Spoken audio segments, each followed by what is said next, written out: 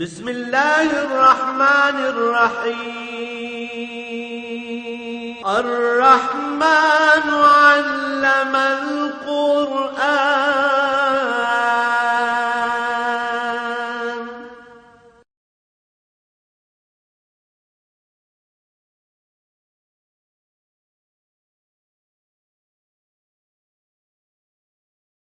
الحمد للہ رب العالمین والصلاة والسلام علی حبیبہ محمد وآلہ وصحبہ اجمعین. اعوذ باللہ من الشیطان الرجیم. بسم اللہ الرحمن الرحیم. یا ایھا الذین آمنوا خذوا حذرکم فانفروا ثبات او انفروا جمیعا وإن منکم لمن لیبطئن فإن أصابتكم مصيبة قال قد أنعم الله علي إذ لم أكن معهم شهيدا ولئن أصابكم فضل من الله ليقولن كأن لم تكن بينكم وبينه مودة يا ليتني كنت معهم فأفوز فوزا عظيما. اللهم سبحانك لا علم لنا إلا ما علمتنا إنك أنت العليم الحكيم. مولا یا صلی وسلم دائما ابدا علی حبیبک خیر الخلق کل.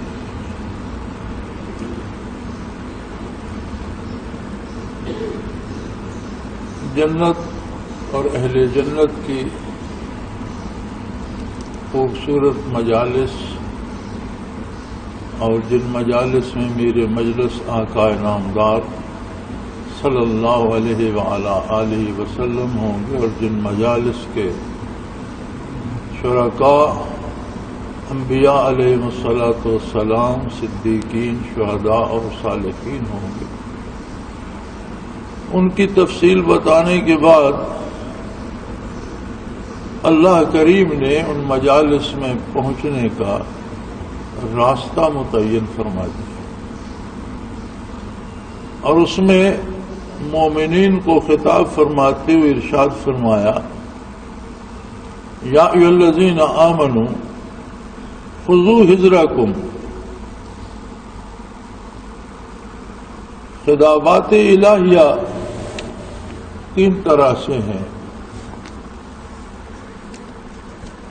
کہیں انسانیت کو خطاب ہے یا ایھا الناس. قرآن حکیم میں جہاں بھی آپ کو یہ انداز خطاب ملے گا اس کے آگے نصیحت ہوگی. حق کا اور باطل کا دونوں راستے واضح کر کے بتائے دیے جائیں گے اور فرمایا جائے گا کہ بہتر ہے کہ حق کا راستہ اختیار کرو، اس پہ اللہ کے یہ انعامات ہیں، اور اگر باطل کے راستے پہ چلو گے تو یہ نقصانات. دوسرا انداز تخاطب ہے کفار سے، یا ایھا الکافرون. جہاں بھی یہ انداز خطابت ہے اس میں آگے بجلی کی کڑک اور عذاب الہی کی شدت کی بات ہے. تیسرا انداز خطابت ہے یا ایھا الذین آمنوا. جہاں بھی آپ قرآن حکیم میں یہ انداز تخاطب پائیں گے اس کے بعد وصل الہی کی نوید، قرب الہی اور انوارات الہی اور رحمت الہی کی بچھاڑیں اور کرم کا دریا موجزن نظر آئے. یہ بالکل ایسی ہی بات ہے جہاں بھی یا ایھا الذین آمنوا آتا ہے، جہاں کسی عاشق زار کو تڑپتے اور بے قرار عاشق کو محبوب خود صدا دے، خود بلائے، خود بات کرے، تو اس کی لطافت، اس کی نزاکتوں اور اس کے لطف کو وہی سمجھ سکتا ہے جسے اللہ نے کوئی ذرا محبت کا نصیب فرمایا. جن دلوں میں کوئی شعلہ عشق کا ہو، جن دلوں میں کوئی کرن محبت کی ہو، وہ اس انداز تخاطب کی لطافت سے ایک حد تک آگاہ ہو سکتے ہیں۔ یہاں ارشاد فرمایا یا ایھا الذین آمنوا، اے وہ لوگوں، آمنو کا کیا معنی کیا جائے؟ لفظی معنی تو ہے ایمان والو ہے، مفہوم کیا ہے؟ ایمان ہے کیا؟ سارے کا سارا ایمان ہے اعتماد اور اعتبار محمد الرسول اللہ صلی اللہ علیہ وسلم کی ذات ستودہ صفات میں۔ کسی بھی فرد کو نبی اکرم صلی اللہ علیہ وسلم کے کسی بھی ارشاد میں رائے برابر تردد ہے تو وہ آمنو میں داخل نہیں ہو سکتا۔ ایک اور طبقے کو بھی اللہ کریم نے نکال دیا اس میں سے، فلا وربک لا یؤمنون، ابھی گزر چکا ہے پہلے کہ اے میرے حبیب تیرے پروردگار کی قسم۔ یہاں ربوبیت کی قسم کھائی گئی ہے، اس لیے کہ اعمال و کردار پر ثمرات مرتب کرنا یہ شان ربوبیت۔ اس لیے ربوبیت کو گواہ بنا کر کہا گیا کہ یہ لوگ، یہ قسم جو ہے، یہ آپ کے پروردگار کی قسم کبھی مومن ہو ہی نہیں سکتے۔ کون؟ حتیٰ یحکموک فیما شجر بینہم، جب تک اپنے امور، اپنے تنازعات میں آپ کو حاکم نہ مان لیں، جب تک خلوص دل سے آپ کی اطاعت اختیار نہ کر لیں، جب تک بلا تردد آپ کے ہر حکم کو حرز جان بنا لیں، مومن نہیں ہو سکتے۔ تو پھر جہاں یا ایھا الذین آمنوا آئے گا، اس کا مفہوم وہ ہوگا، یہ ہوگا کہ وہ لوگ جنہیں اعتماد ہے یا جنہیں اعتبار ہے محمد الرسول اللہ صلی اللہ علیہ وآلہ آلہ وسلم پر، جب کہیں نکلو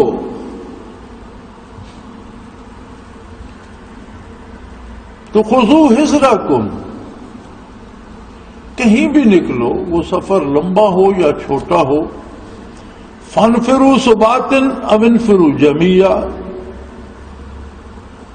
متفرق طور پر نکلتے ہو، الگ الگ، کوئی ادھر جا رہا ہے، کوئی ادھر جا رہا ہے، کام ایسا ہے، کسی چیز کی تلاش میں، کسی بات میں متفرق ہو کر نکلتے ہو، یا کسی طرف مجتمع ہو کر نکلتے ہو، تو سفر کی پوری احتیاط نکلنے سے پہلے کر لو۔ نبی کریم صلی اللہ علیہ وآلہ وسلم نے فرمایا کہ اگر دو مسلمان بھی کسی طرف نکلیں تو ان میں سے پہلے ایک کو امیر مقرر کر لیں اور دوسرا اس کے ماتحت، ایک نظم اختیار کریں، پھر وہ نکلنا اللہ کے لیے ہو، اس میں جو کام سر انجام دیا جائے اس کا طریقہ کار محمد الرسول اللہ صلی اللہ علیہ وسلم کی سنت کے مطابق، جو مقصد ہو اس کام کے حصول کا وہ رضائے الہی۔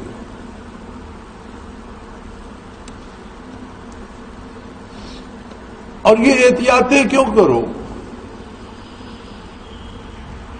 یہ آج کے دور کی شکایت نہیں ہے، ابتدائے آفرینش سے انسانی مزاج ایسے ہی آ رہے ہیں، ہر زمانے میں زیر و بم آتے ہیں، کبھی برائی زیادہ واضح نظر آنے لگتی ہے، زمانے سے حیا اٹھ جاتی ہے اور برائی سامنے آ جاتی ہے، کبھی اخلاق و اقدار کی اہمیت ہوتی ہے اور برائی پس پردہ چلی جاتی ہے، لیکن نیکی و بدی کی آویزش ابد سے ہے، ازل سے ہے، ابد تک رہے گی۔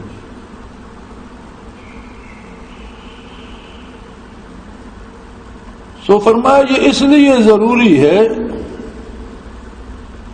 وَإِنَّ مِنْكُمْ لَمَن لَّيُبَطِّئَنَّ، تم میں ایسے لوگ بھی ہوتے ہیں جو وقتی طور پر فائدہ اٹھانے کے لیے کلمہ پڑھ لیتے، احتیاط اس لیے ضروری ہے کہ ہر کلمہ گو مسلمان نہیں ہوتا، ہر دعویٰ کرنے والا مومن نہیں ہوتا. ایسے لوگ بھی بیچ میں ہوتے ہیں کہ جو کلمہ بھی پڑھ لیتے ہیں، ایمان کا دعویٰ بھی کرتے ہیں، لیکن در حقیقت محض اپنے ذاتی مفاد کے لیے، دنیاوی مفاد کے لیے، دنیاوی تحفظ کے لیے خود کو مسلمان کہلاتے ہیں.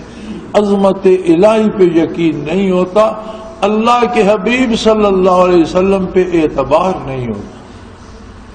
اور یہ اس قسم کے لوگ ہوتے ہیں فَإِنْ أَصَابَتْكُمْ مُصِيبَةٌ قَالَ قَدْ أَنْعَمَ اللَّهُ عَلَيَّ إِذْ لَمْ أَكُنْ مَعَهُمْ شَهِيدًا. اگر دوران سفر یا کسی کام کے کرنے میں تم پہ کوئی مشکل آ پڑتی ہے، مصیبت آ جاتی ہے، کفار کے ہاتھوں کچھ لوگ شہید ہو جاتے ہیں، کوئی زخمی ہو جاتے ہیں، یا اور کوئی نقصان ہو جاتا ہے، تو پھر وہ لوگ کہتے ہیں کہ یہ تو مجھ پہ اللہ کا انعام تھا کہ میں ان کے ساتھ نہیں تھا، میں بھی ان کے ساتھ ہوتا تو مارا جاتا، زخمی ہو جاتا. یعنی وہ اس جو محرومی ہے اسے اللہ کا انعام سمجھ رہے ہوتے. ان کا دماغ ایسا الٹا ہوتا ہے کہ یہ تو ایک سعادت تھی جو راہ حق میں شہید ہوئے، یہ تو ایک سعادت تھی جنہوں نے راہ حق میں زخم کھائے، لیکن یہ جو دنیاوی مفادات کے اسیر لوگ ہوتے ہیں یہ کہتے ہیں کہ یہ تو مجھ پہ اللہ کا انعام تھا کہ یہ جو لوگ تو جدھر گئے انہیں تو بڑے شہید ہونا پڑا، زخم اٹھانے پڑے، تکلیف اٹھانی پڑی، نقصان اٹھانا پڑا، ان کا مال لوٹا گیا، مجھ پہ اللہ کا انعام ہے کہ میں ان کے ساتھ نہیں تھا. وَلَئِنْ أَصَابَكُمْ فَضْلٌ مِّنَ اللَّهِ، اور اگر کسی جگہ تم پہ اللہ کا انعام ہو جاتا ہے، دنیاوی طور پر تمہیں کامیابی نصیب ہوتی ہے، تم فاتح ٹھہرتے ہو، مال غنیمت ہاتھ آ جاتا ہے، لَيَقُولُنَّ كَأَن لَّمْ تَكُن بَيْنَكُمْ وَبَيْنَهُ مَوَدَّةٌ، تو وہ بندہ جس کا تمہارے ساتھ کوئی تعلق نہیں ہے، جو پہلے سے ہی جان بچا کے پیچھے بیٹھ رہا تھا، جس نے جانے سے ہی انکار کر دیا تھا، جو اس سفر میں تمہارا ہمراہی بنا ہی نہیں تھا، تمہارے ساتھ اس کا تعلق ہی نہیں تھا، پھر وہ حسرت سے کہتا ہے یا لیتنی کنت معاہم فافوز فوزا عظیما، اے کاش میں بھی ان لوگوں کے ساتھ ہوتا اور مجھے بھی مال غنیمت سے حصہ ملتا، مجھے بھی مال و دولت ملتی، مجھے بھی کوئی عہدہ دیا جاتا، میرے بھی ناموری ہوتی، میں بھی اس میں شامل ہو جاتا. یعنی یہ ٹولہ بھی ابتدائے اسلام سے ساتھ چلا آ رہا ہے. ہمیں یہ محسوس ہوتا ہے کہ آج کل یہ بہت زیادہ نہیں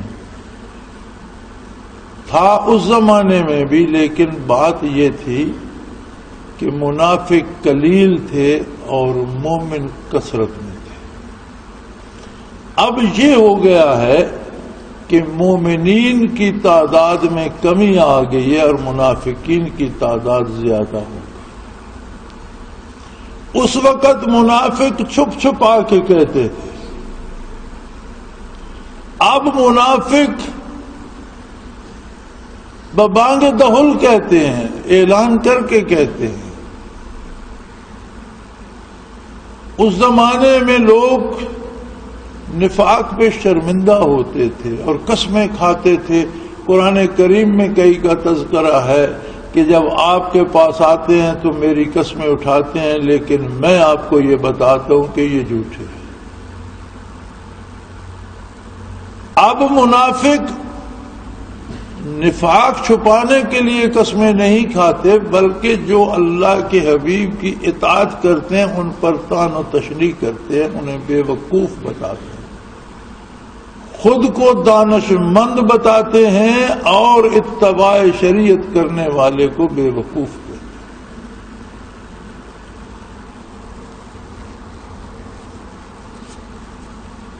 ایک بڑی عجیب بات جو سمجھنے کے لائق ہے وہ یہ ہے کہ اللہ کا نبی چٹھی رسان نہیں ہوتا. جو ہمیں خطوط پہنچاتا ہے جسے ہم چٹھی رساں کہتے ہیں، اس کا کوئی مطلب مضمون خط سے نہیں ہوتا۔ چٹھی رسان کا جو ذمہ داری ہے اس کی، یا جو اس کا فرض ہے، یہ ہوتا ہے کہ ہمارے پتے کا خط آیا، اس تک پہنچا، اس نے آ کر ہمیں پہنچا دیا۔ اسے کوئی غرض نہیں کہ اس میں کسی کی شادی کی خبر ہے، یا اس میں کسی عزیز کے مرنے کی اطلاع ہے، یا اس میں ہمارے کچھ نفع کی خبر ہے، یا ہمارے کسی نقصان کی اطلاع ہے، ہمارے لیے وہ خوشی کا سبب ہے یا دکھ کا سبب ہے۔ اس سے چٹھی رسان کو غرض نہیں ہوتی، نہ اس کے فرائض میں شامل۔ نبی چٹھی رساں نہیں ہوتا۔ نبی وہ ہستی ہوتی ہے جو پوری امت میں ایک ہستی منتخب ہوتی ہے، جو امت کا نبی ہوتا ہے، جس کے قلب اطہر پر کلام الہی نازل ہوتا ہے، اور وہ الفاظ و مفاہیم سمیت اس کے قلب اطہر میں سمو دیا جاتا ہے۔ پھر نبی کے فرائض میں یہ داخل ہے کہ وہ صرف الفاظ نہیں امت تک پہنچاتا، لِتُبَيِّنَ لِلنَّاسِ مَا نُزِّلَ إِلَيْهِمْ، اس چٹھی میں، اس خط میں، اس کتاب الہی میں، اس ارشاد باری میں مضمون کیا ہے، اس کا معنی کیا ہے، اس کا مفہوم کیا ہے، یہ سمجھانا نبی کے فرائض میں ہوتا ہے۔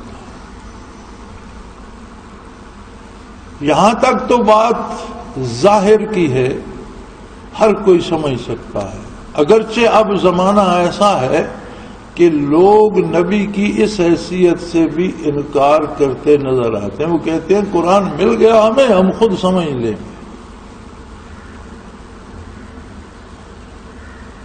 اہل عرب غیر عرب کو عجم کہتے تھے۔ عجم کا معنی ہوتا ہے بے زبان لوگ، زبان دانی سے نا آشنا لوگ۔ اور عرب اس قدر زبان دان تھے کہ ان کے ہاں کاشت اور نکتے اور زیر زبر اور یہ دینا جو تھا، اس کا کوئی رواج نہیں تھا۔ ہر شخص وہ ٹیڑھی میڑھی لکیریں دیکھ کر مضامین پڑھتا چلا جاتا تھا اور کہیں اٹکتا نہیں تھا، کہیں غلطی نہیں کرتا۔ یہ قرآن پر جو آراب لگے، یہ بہت بعد میں آ کر حجاج بن یوسف نے لگوایا، اور ہم اجمیوں کے لیے لگوائے۔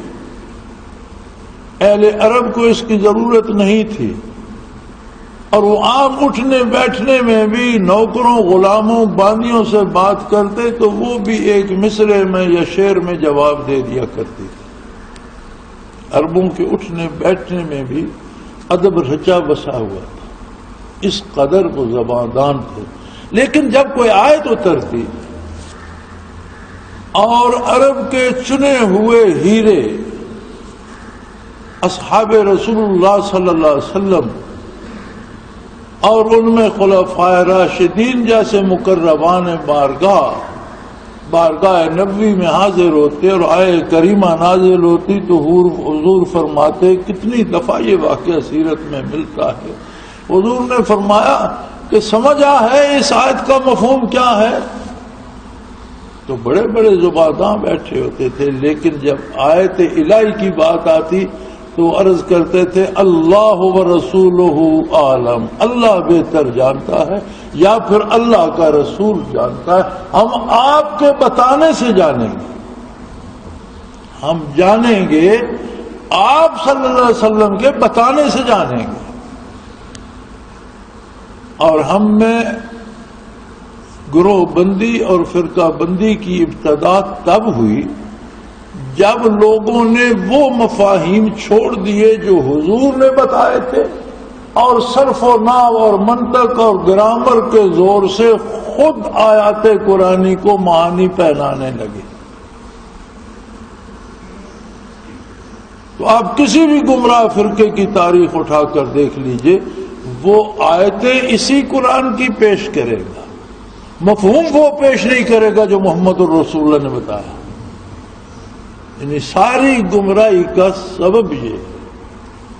آج بھی اگر پوری امت مسلمہ اس بات پہ متفق ہو جائے کہ وہی معنی وہی مفہوم ہم مراد لیں گے جو حضور نے سمجھایا، پھر حضور اکرم صلی اللہ علیہ وسلم کے سامنے صحابہ کرام نے اس پر عمل کیا اور حضور نے تصدیق فرمائی کہ یہی مقصود تھا، تو آج بھی تفرقہ بازی ختم ہو جائے۔ اور کوئی بھی شخص جو اس بات پہ قائم رہے گا کہ قرآن کریم کا وہ مفہوم چاہیے جو حضور صلی اللہ علیہ وسلم نے ارشاد فرمایا، وہ گمراہ نہیں ہوگا۔ یہاں تک تو بات علم ظاہر کی اور سمجھ میں آنے والی بات ہے، بات یہاں تک نہیں، بات اس سے بہت آگے ہے۔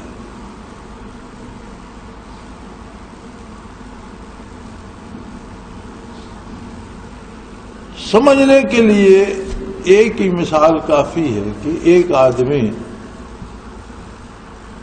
چرواہا تھا، جنگل میں بکریاں بھیڑیں اونٹوں کے ریوڑ چراتا تھا، کسان تھا اور مالدار تھا۔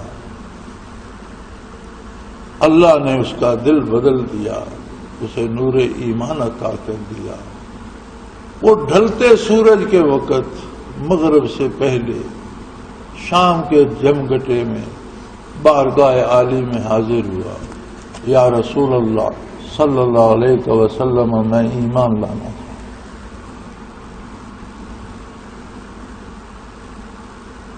آپ نے ایمان تلقین فرمایا، اس نے قبول کیا۔ الصبح ایک لشکر جا رہا تھا محاذ پر، الصبح بات پیش ہوئی، یا رسول اللہ اس لشکر کا امیر کون ہوگا؟ آپ نے اس شخص کو مقرر فرما دیا جو شام کو ایمان لایا۔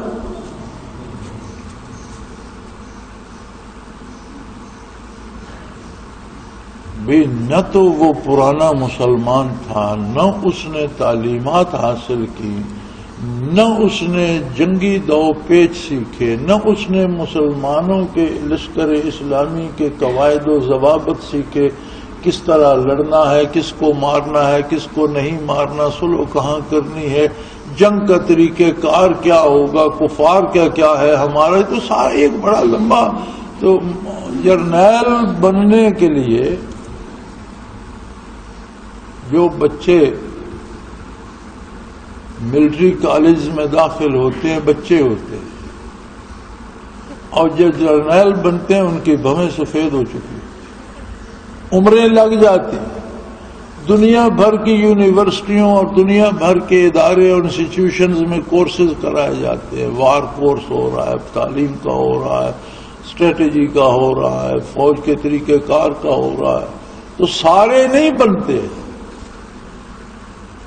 کوئی کپتان ریٹائر ہوتا ہے، کوئی میجر ریٹائر ہوتا ہے، کوئی کرنل ریٹائر ہوتا ہے، کوئی بریگیڈیئر ریٹائر ہو جاتا ہے، کتنے تھوڑے جا کر کتنی محنت کے بعد جرنیل بنتے ہیں، ساری عمر سیکھ کر۔ نبی علیہ الصلوۃ والسلام نے شام کے آنے والے کو صبح جرنیل مقرر کر دیا۔ اس کا مطلب ہے کہ نبی جو فرما دیتا ہے اس کی استعداد و اہلیت بھی عطا کرتا ہے۔ اللہ کا نبی صرف آیت نہیں سناتا، صرف آیت کا مفہوم نہیں بتاتا، جو صدق دل سے قبول کر لے اسے قوت عمل بھی عطا کر دیتا ہے۔ ایک کیفیت ہے جو قلب اطہر سے قلب مومن کو ٹرانسمٹ ہو جاتی ہے، جس میں سیکھنے سکھانے کی نوبت ہی نہیں آتی۔ موسیٰ علیہ السلام نے دعوت دی فرعون کو، ایک ایسا حکمران جو روئے زمین پر مطلق العنان حکمران تھا اور اپنے خدا ہونے کا دعوے دار تھا، اور لوگ اسے خدا مانتے تھے اور سجدہ کرتے تھے، اور جو ظلم اور جبر کی مثال تھا، تکبر، اور کوئی بہت زیادہ متکبرانہ کام کرے تو اسے کہا جاتا ہے کہ یہ فرعونیت ہے، یعنی تکبر کی اگر کوئی آخری حد بھی ہے تو اس کو اس کے نام سے نسبت دی جائے.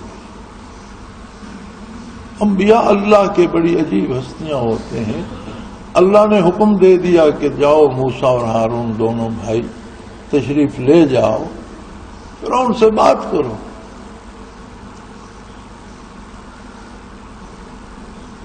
موسیٰ علیہ السلام نے عرض کی اللہ اس نے تو مجھے پہلے نگاہ میں رکھا ہوا ہے اور میرے ذمہ الزام لگائے ہوئے ہیں، اور وہ اگر جاتے ہی میری گردن مروا دے گا تو پیغام تو راستے میں رہ جائے گا، شاید وہ بات سننے سے پہلے میری گردن کٹوا دے.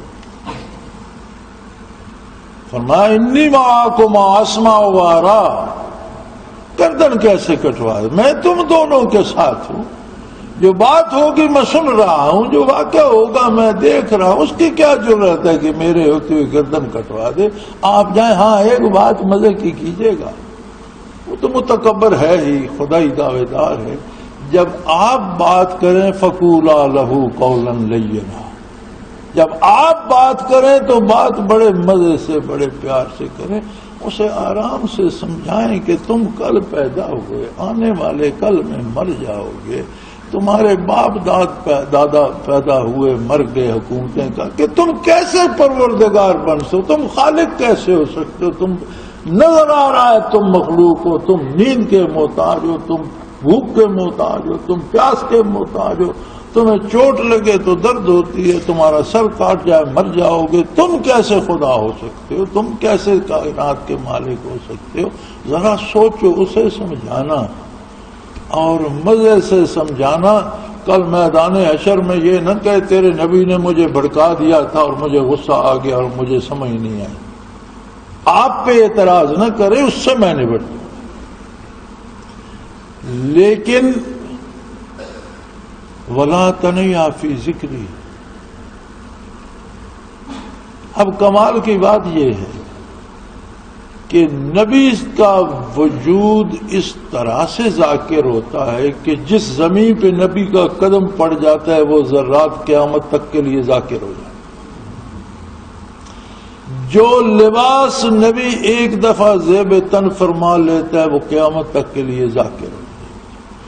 جو جوتا اللہ کا نبی پاؤں میں پہن لیتا ہے اس کے بعد قیامت تک کے لیے چمڑے کا ہر جز ہمیشہ اللہ اللہ کرتا ہے. بلکہ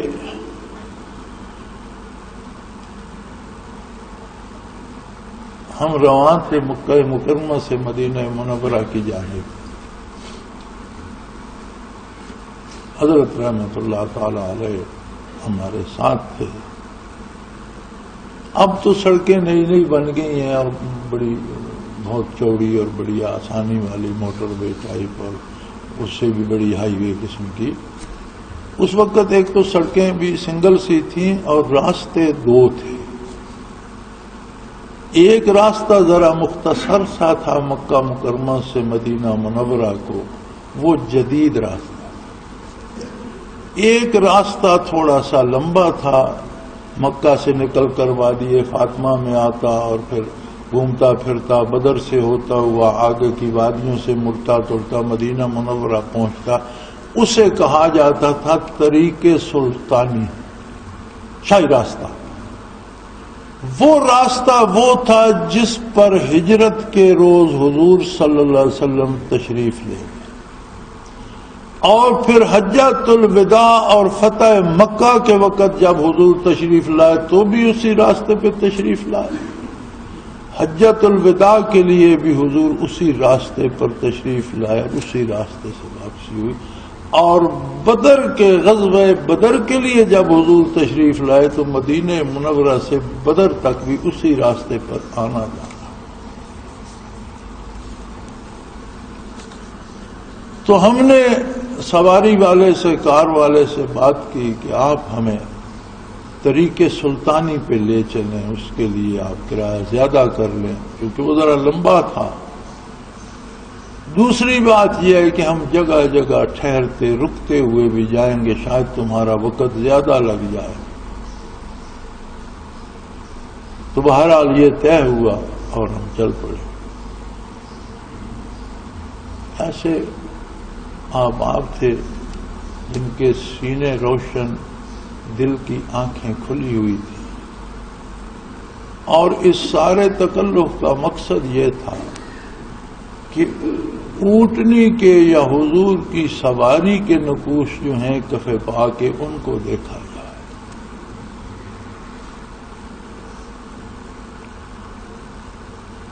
میں ممبر پہ بیٹھا ہوں، مسجد میں بیٹھا ہوں، باوضو ہوں، میرے سامنے قرآن کریم کھلا ہے۔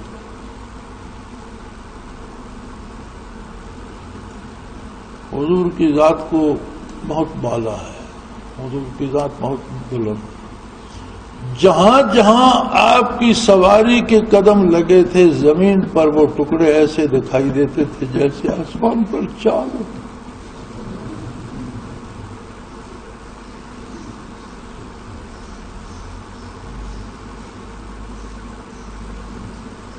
اس کے ساتھ ایک جو بات میں آپ کو بتانا چاہ رہا تھا، جس کے لیے میں نے یہ تذکرہ چھیڑا، وہ یہ ہے کہ جہاں تک نگاہ جاتی،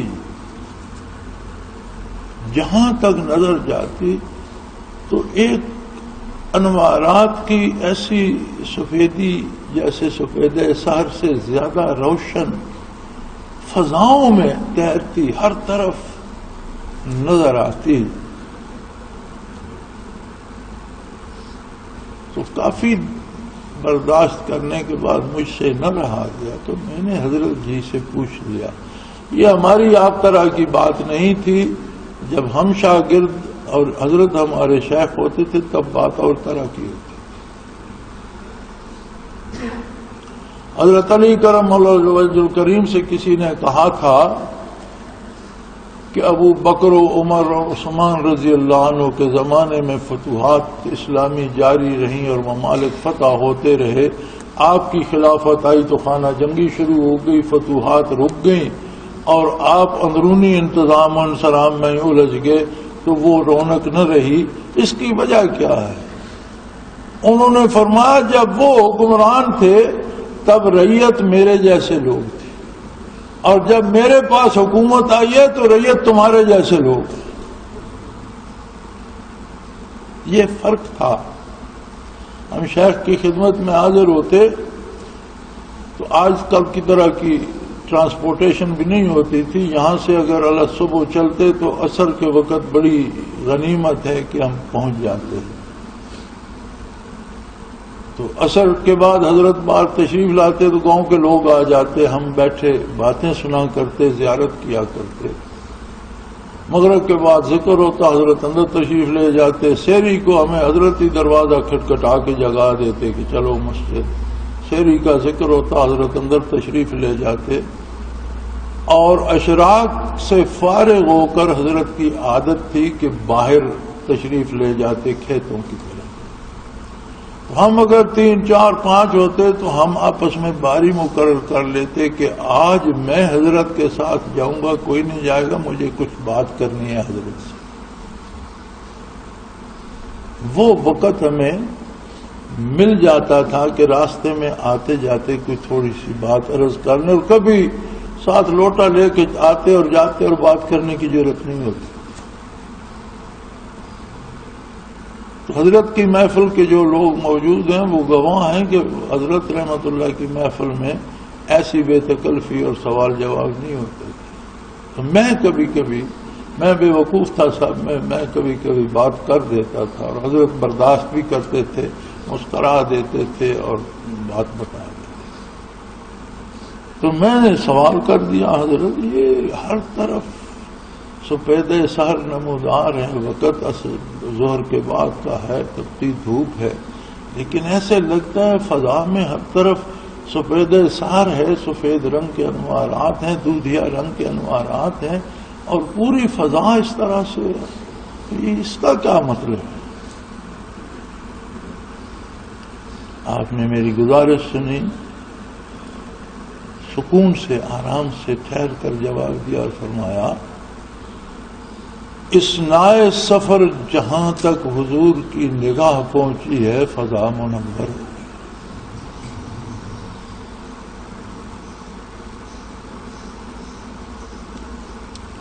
جس جس طرف نگاہ مصطفیٰ کے اشارے ہو گئے، جتنے ذرے سامنے آئے ستارے ہوئے۔ تو نبی صرف ہرکارا نہیں ہوتا، نبی الفاظ بھی پہنچاتا ہے، نبی ان کا مفہوم بھی پہنچاتا ہے، اور ان میں جو کیفیات چھپی ہوئی ہیں وہ بھی دلوں میں انڈیلتا ہے۔ جس طرح ایک چرواہے کو فرمایا کہ یہ جرنیل ہوگا تو صبح وہ کامیاب ترین جرنیل تھا۔ آپ کے جو جرنیل 30 سال کورسز کر کے بنتے ہیں، ان میں کتنے ایسے ہیں جن کا نام تاریخ میں رہ جاتا ہے، بلکہ اکثر جن کا رہ گیا وہ تو غداروں میں ہیں۔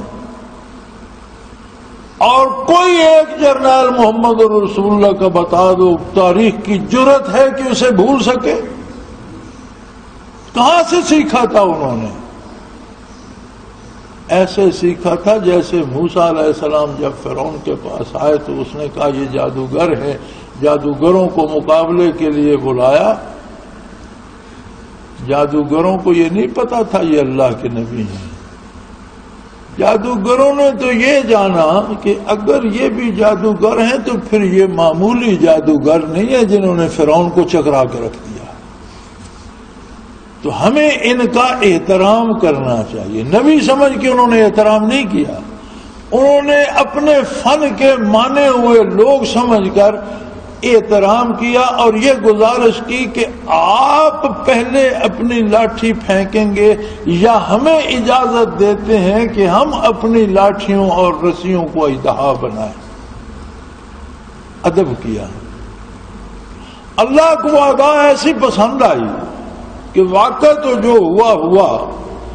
صبح کو جو فرعون سے انعام کے طلبگار تھے، ڈوبتے سورج نے انہیں اللہ کی راہ میں شہید ہوتے دیکھا۔ اب انہیں کس نے بتایا کہ آخرت ہے، کس نے بتایا جنت ہے، کس نے بتایا دوزخ ہے؟ وہ تو سمجھ رہے تھے کہ موسیٰ ہم سے تکڑا جادوگر ہے، لیکن جب فرعون نے کہا کہ تمہاری سازش ہے اور تم نے میری اجازت کے بغیر ایمان قبول کر لیا، میں تمہارے ایک طرف کے ہاتھ اور ایک طرف کے پاؤں کاٹ دوں گا، وَلَأُصَلِّبَنَّكُمْ أَجْمَعِينَ، تم سب کو سولی پہ لٹکا دوں گا، تو انہوں نے کہا لا دَیرَ اِنَّا إِلَىٰ رَبِّنَا لَمُنْقَلِبُونَ، کوئی عرض نہیں، تیرا یہ لٹکا دینا ہمیں اس کی بارگاہ میں پہنچا دے گا۔ الموت جسر یوصل الحبیب الی الحبیب، موت ہی تو وہ دروازہ ہے جب کھلتا ہے تو سامنے حبیب کی محفل نظر آتی ہے، اللہ کی تجلیات برستی ہیں، اس کی بارگاہ میں بندہ پہنچ جاتا ہے۔ تم ہم پہ احسان کرو گے اگر ایسا کرو گے۔ اور رہی بات کہ تم کہہ رہے ہو میں تمہیں عذاب دوں گا، اللہ ہمیں آخرت کے عذابوں سے بچا لے اور ہمیں پہلے ایمان لانے والوں میں شامل کر لے، تیرے عذابوں کی حیثیت کیا؟ اب یہ آخرت، عذاب و ثواب، نجات کی باتیں جو وہ فرعون کو بھی بتا رہی انہیں بتائیں کس نے؟ جب ایمان لائے تو اس خلوص سے لائے کہ جو علوم قلوب انبیاء میں تھے ان کی لہر ان کے دلوں سے بھی گزر گئی، جو باتیں موسیٰ و ہارون علیہ السلام کے لب مبارک سے نکل رہی تھی وہ ان کی لبوں پہ بھی آ گئی۔ تو نبی ہرکارا نہیں ہوتا، نبی اللہ کا فرستادہ ہوتا ہے، الفاظ بھی پہنچاتا ہے اللہ کے، ان کا مفہوم بھی پہنچا، اور اصل چیز ان میں جو کیفیت ہوتی ہے وہ ہے۔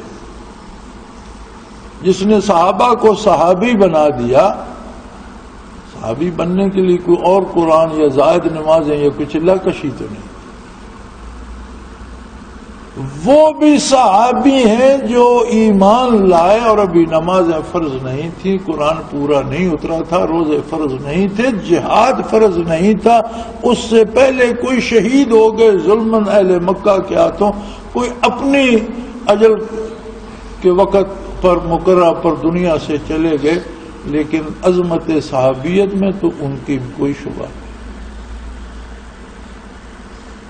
اس کا مطلب ہے کہ جب کوئی خلوص دل سے ایمان لاتا اور اسے ایک نگاہ نبی علیہ السلام کی نصیب ہو جائے تو وہ کچھ چیزیں قلب سے قلوب کو ٹرانسمٹ ہو جاتی تھی۔ منتقل ہو جاتی تھی، منعکس ہو جاتی تھی، وہ انہیں صحابی بنائے، صحابی سے تابعین بنے، تابعین سے تبع، اور جو بدبخت تھے اس زمانے میں بھی دعویٰ اسلام کا کرتے رہے، لیکن اللہ کے نے فرمایا ذرا ان کی احتیاط رکھنا، یہ دنیاوی مفادات کے لیے مسلمان ہیں، اور جہاں کچھ دباؤ پڑتا ہے یہ الگ ہو جاتے ہیں، ان سے محتاط رہنا۔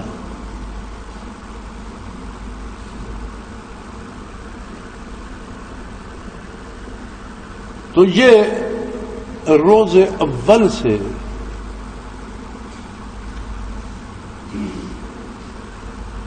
مقابلہ چلا آ رہا ہے، لیکن ایک بات میری یاد رکھیے گا کہ مومن کو افراد کی کثرت پہ اعتبار نہیں کرنا چاہیے، مومن کو حق پر ہونے پہ یقین ہونا چاہیے۔ اللہ جس کے ساتھ ہے وہ کبھی قلیل نہیں، وہ کثیر ہی کثیر ہے، کثرت ہی کثرت، اور جسے اللہ کا ساتھ نصیب نہیں اس کی کوئی حیثیت نہیں، لہذا اس کی رضا اور اس کی ساری رضا پوشیدہ ہے خلوص دل سے اس کی نبی کی اطاعت، اور یہ زندگی مستعار اس کا کوئی لمحہ ضائع نہ کیجیے، ہر لمحے یہ سوچئے کہ اس لمحے کو اطاعت حضور پہ میں کیسے خرچ کر سکتا ہوں، صرف یہ کامیابی کا راستہ ہے۔ وآخر دعوانا ان الحمدللہ رب العالمین۔ اللہ اللہ اللہ اللہ اللہ اللہ اللہ اللہ۔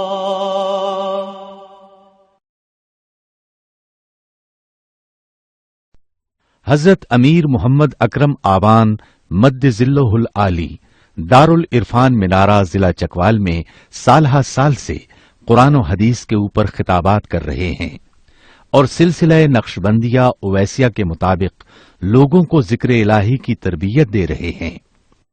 وہ قرآن پاک کی تفسیر ترتیب وار بیان کر رہے ہیں۔ تفسیر قرآن کو وہ موجودہ ملکی اور بین الاقوامی حالات کے مطابق بیان کرتے ہیں۔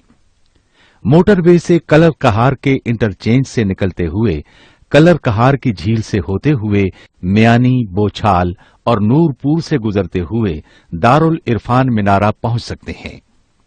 حضرت امیر محمد اکرم آوان نے بچیوں اور بچوں کی دینی اور دنیاوی تعلیم کے لیے سقارہ اکیڈمی کے نام سے ایک درسگاہ بھی قائم کی ہے، جس کا افتتاح ملک پاکستان کے صدر جنرل محمد ضیاء الحق نے اپنے دست مبارک سے کیا تھا۔